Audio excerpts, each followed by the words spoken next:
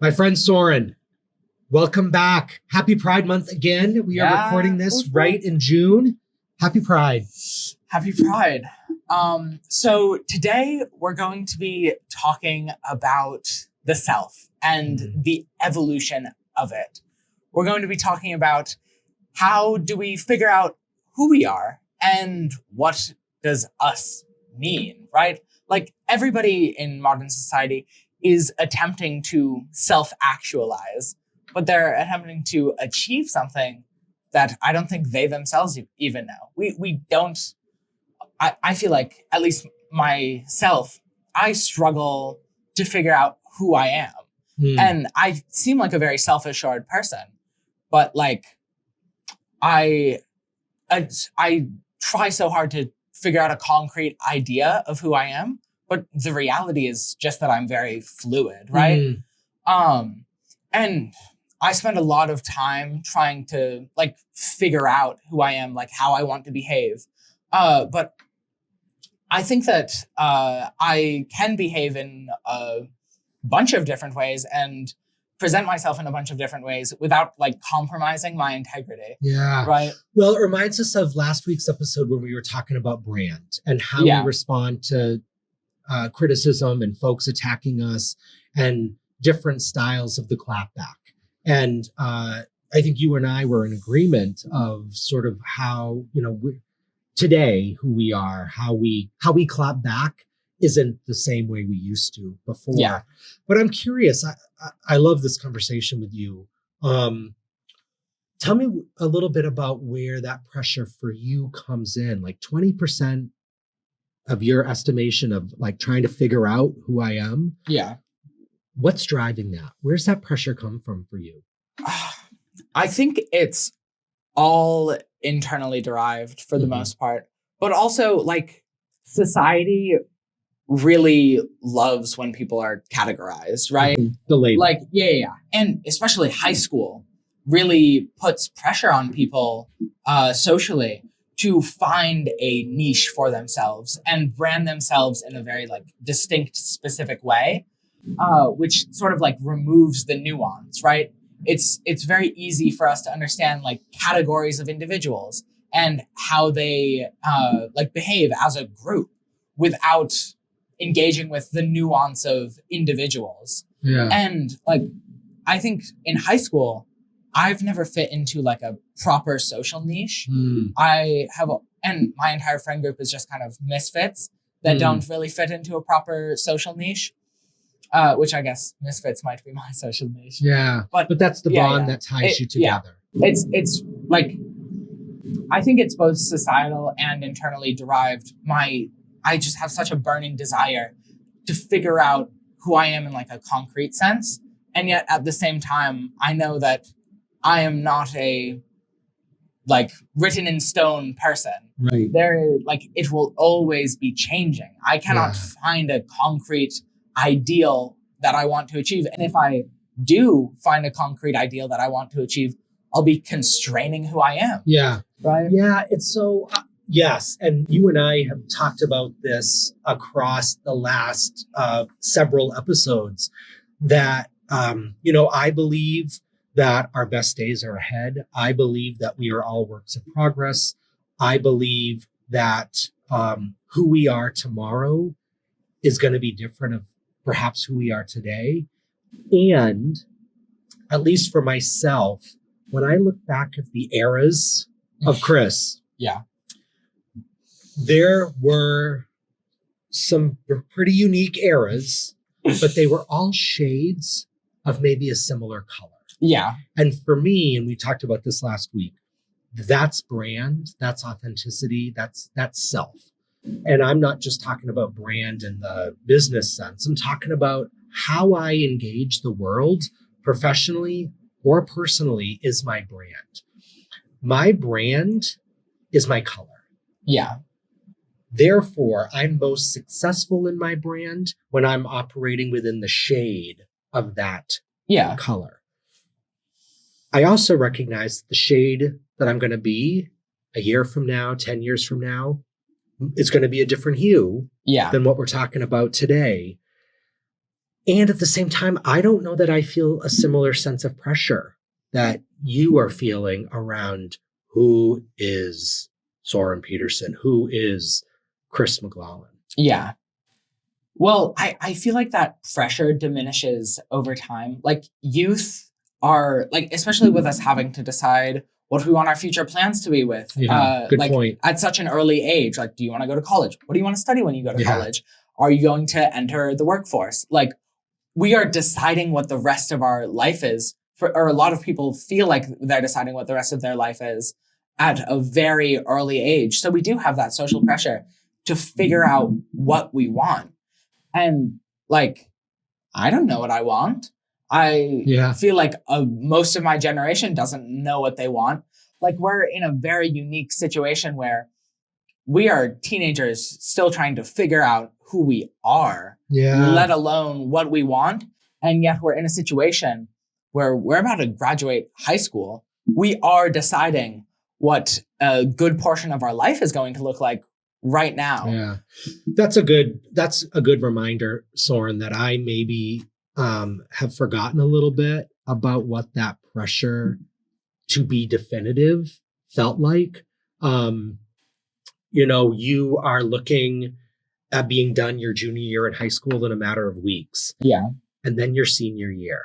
And all of that, now that I'm talking about it, I'm hearing your words, I'm kind of going back in time a little bit. Like I do remember this, talking about who's applying to go where. It's not just, are you going to college? It's where. Yeah. What are you going to study?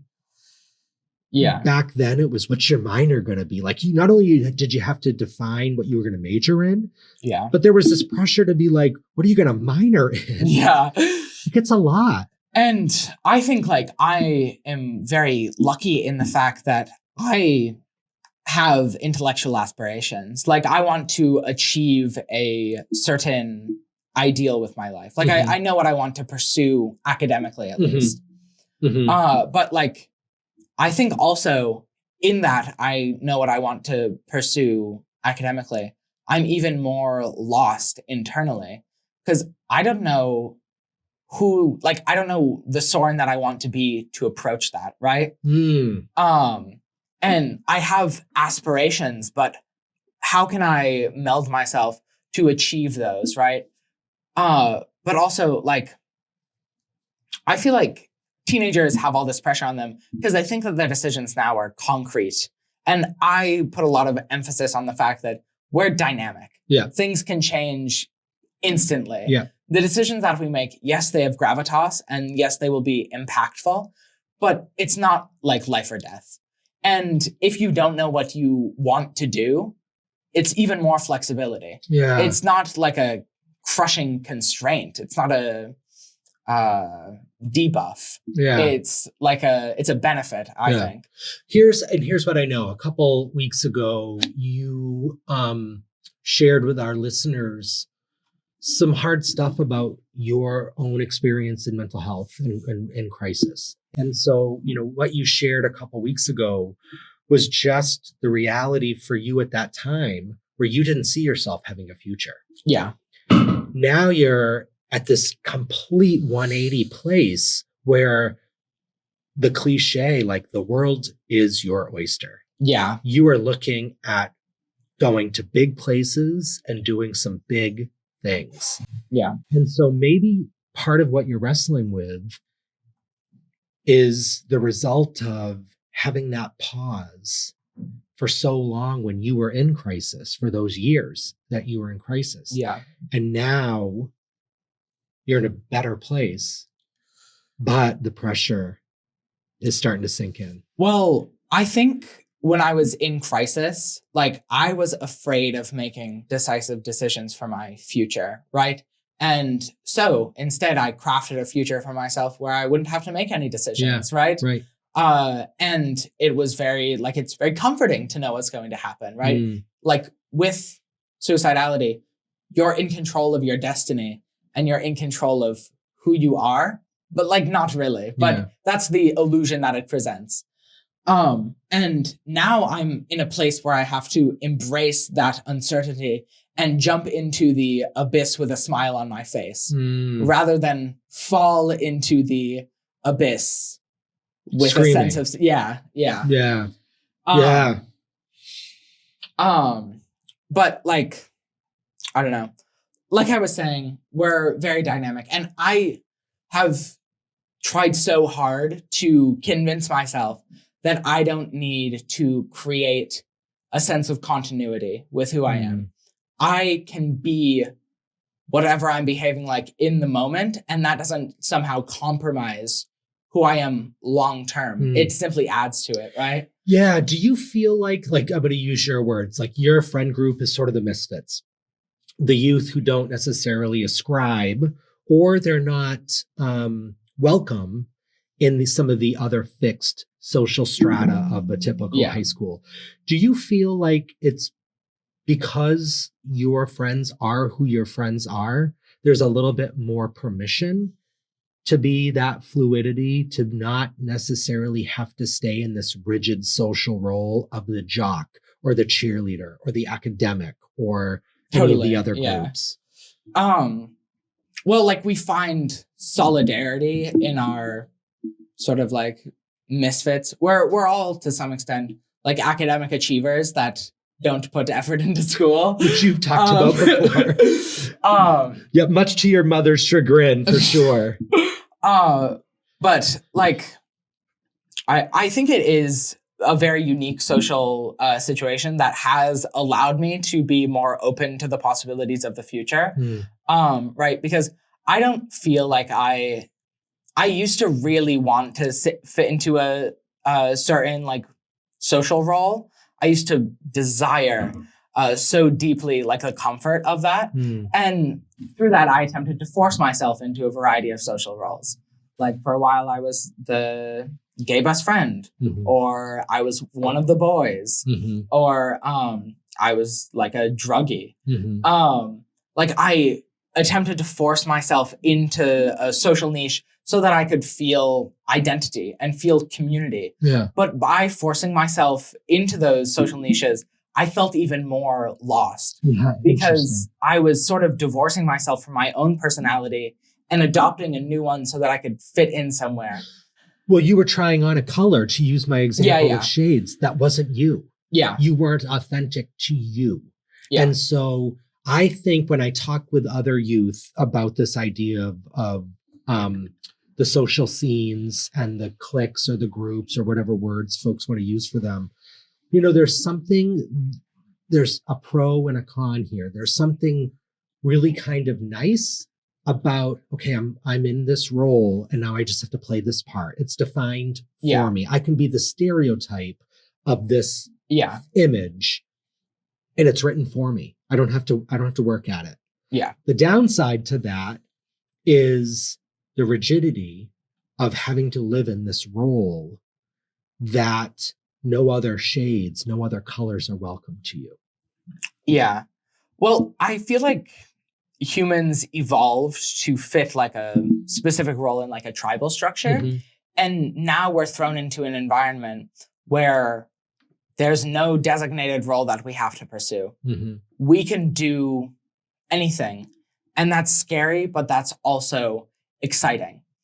And like, I think about how like I want to find one thing that I am or can be, but I am all of the things that I have been and will be, right? Like I like to use the house metaphor that I came up with, but I guess Taylor Swift uses a similar one.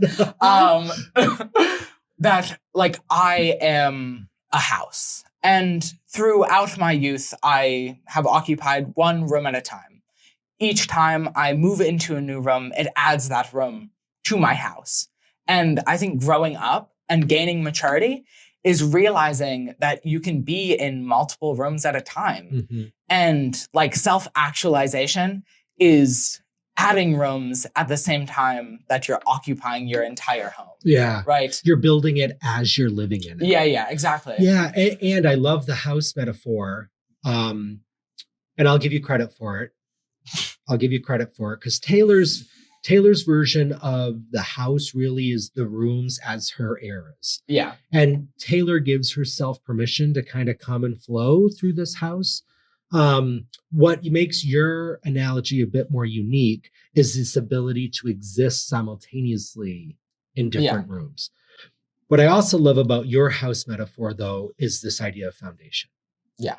And it takes clearly a solid foundation for you to continue to build up and out this infinite number of rooms that you want to build in your house. But if your foundation is weak, your rooms collapse. Yeah, that's so true. And like, I think I have worked very hard I used to throw away my underlying personality traits in order to pursue whatever I was attempting to pursue at the moment. And I would totally change into like a different person to adapt to a different situation. But like now I am attempting to embrace my authentic self and figure out what my unique personality traits are, while also having a few accoutrements, a bit of a flourish for like whatever I'm trying to try on at the moment. Right? Yeah. You're at this age where you're figuring out your color and you're figuring out the shades, and there's a thread that connects all your rooms together. It's like a trail of breadcrumbs you've left for yourself, so you always find your way back.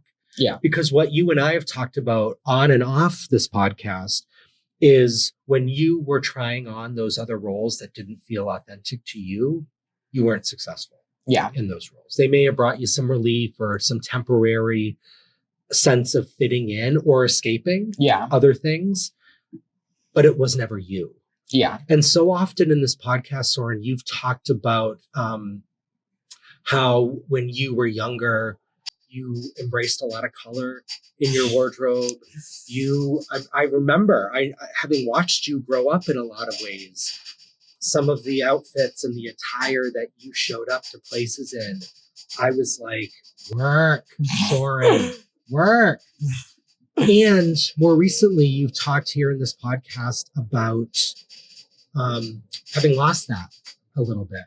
Yeah. So I'm wondering, to get back to your house metaphor, in what room is your closet? And does that closet still hold some of the old you and that old style that used to define you? Yeah.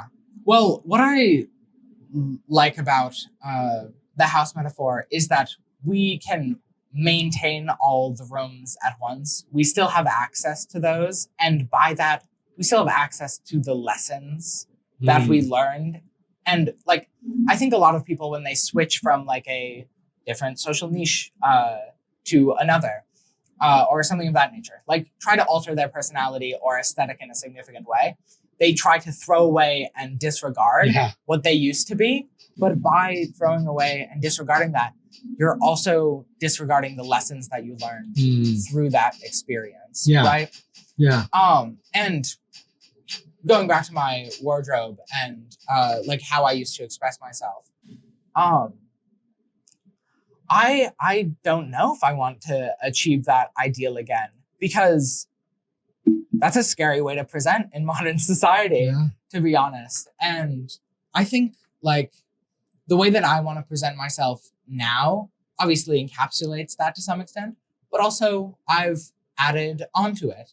Like now, honestly, I prefer like darker browns and greens. Yeah. Despite what you're wearing today. Well, I love this cardigan. Yeah. But like I like a more academic aesthetic. Yeah. And I don't know if I'll ever go back to the same level of color and vibrancy that I once was. But clearly, I literally, but to your point, you didn't trash and bag up and throw away everything that existed in any of your former rooms. Exactly. They're still there, and you can visit them, and you can bring them out from time to time, and you look amazing in it. Yeah. But you're not burning it down. Exactly. You're not burning a room down before you build or after you've built the next one. We can be multiple things at once. And I think I struggle with that a lot. Yeah. It's like, I always want to be not perfect, but like, I don't want to be a hypocrite. I want to maintain continuity. I have like a very innate internal drive for like logic and like a concrete foundation and a very like hard and fast reality. Yeah. But a lot of me growing into myself is realizing that that isn't something that I can have, right? And it's not something that I want, really. Like, I don't want to trap myself in that way. And I need to become used to being all of the things that I am at once. Yeah. And being able to have a toolbox with all sorts of tools from all sorts of eras. Yeah. And maybe like to go back to this metaphor that you're using, and I love it, maybe instead of a toolbox, it's a key ring. Yeah, yeah. It's a ring of keys. Yeah. And each of those keys will unlock the lessons that you've been able to learn and take and experience from previous rooms. And you don't have to change the locks. You just need to remain in access to what those locks will, what's behind those doors. Yeah. You know, you're articulating, I think, a hallmark of adolescence, of figuring out who I am, who do I want to be, what's worked for me and what hasn't. Yeah. And one of the many things I love about you and your friend group is because of the rooms you're all currently occupying, you haven't trapped yourself into being something you don't want to be. Yeah. You give each other permission and flexibility and freedom to keep building those rooms. Exactly. Yeah. It's something so important to be able to do, but also like we talk a lot about it's important to utilize these things, but it's very difficult to, right? Yeah. Like in the moment I struggle with it so much, but then looking back, I don't understand why I'm struggling with this, because like all I need to know what I want, all I need to know is like what I want in the moment to some extent and what I want my plans to be. I need to only dictate my behavior rather than dictating who I am, right? Like by behaving in a certain way, we are not somehow defining who we are internally. We are just defining how we behave externally. Yeah. And we're all evolving. Exactly. And so part of the act of building new rooms is trying new stuff out and being open to exploring other elements of our humanity. Like that's the ability to get to the top of that Maslow triangle that is self-actualization, is one, ensuring that all these other human needs have been met. Yeah. So that we can play in that sandbox at the top of the triangle. But it's also not a complete burning down of the foundation of that triangle. Yeah. I kind of have distaste for the idea of self-actualization, because self-actualization sort of, it, like as a phrase, is very singular in what it has you infer. Whereas it's not a singular pursuit to be like self-actualized. It is a constant pursuit of what you enjoy. How can you make life better for you and those around you? Like it's self-actualization moves around and is in the present. It's not a fixed place in the future, right? Yeah. And I think we always get stuck running towards something that we don't know where it is, right? We're just on a treadmill going towards some ideal, pursuing frivolities, when self-actualization is in the now. Yeah. It's not in the future, and it's means very different things from moment to moment, right? Yeah. It's when we let the pressure that we're feeling, when we let the pressure win, for me, that's the definition of the treadmill. Yeah. Like running for running's sake. And if I stop, this the belt's gonna throw me back against the wall. So I've got to keep my legs moving, even though I'm exhausted. Yeah. Wow. I feel like this is one of our deeper conversation. I love talking about stuff like this because like it's like a, in my eyes, more surface level philosophy, but it's so engaging and human. Like this, we're not talking about like raw logic, which is what a lot of philosophy is. Yeah. We're talking about irrationality and how to pursue ourselves, right? Yeah. This isn't something that can be logically parsed out. It's not a mathematical theorem. Yeah, right. Well, and that's part of our brand, and it's part of the brand of the Inspired Insights podcast, is that there's excitement in the what if. There's excitement in the what could be. Totally. Yeah. I totally agree. Yeah. Well, listeners, if you've stuck with us through this one, thank you. I'm Chris McClellan. I'm Soren Peterson. And we look forward to joining with you for our last episode of season 1. My goodness. Next week. Yeah. Look forward to it. Take care. Bye. Bye-bye. The Inspired Insights podcast has been brought to you by Inspired Consulting Group, LLC. Edited and produced by Amanda Seidel. Music by Derek Herder. Copyright 2024, all rights reserved.